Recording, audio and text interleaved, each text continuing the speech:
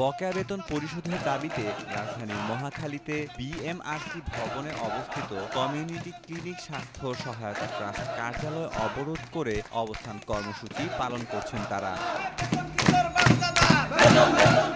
মঙ্গলবার সকাল থেকে শুরু হওয়া এক অবস্থান কর্মসূচির কারণে ট্রাস্টের ব্যবস্থাপনা পরিচালক এমডি মোহাম্মদ আখতারুজ্জামান সহ কর্মকর্তারা এক প্রকার অফিসে অবরুদ্ধ হয়ে পড়েন। এদিকে রাতেও অফিস ত্যাগ না করে সিএইচসিপি কর্মীরা সেখানে রাত্রি যাপন করেন। অবস্থানকারী সিএইচসিপি কর্মীরা জানান, ১৬ মাস ধরে বেতন ভাতা না পাওয়ায় তারা পরিবার চালাতে হিমশিম খাচ্ছেন। তারা বলছেন, বেতন নেই, কোথায় থাকবো, তাই অফিসেই শুয়ে পড়েছি।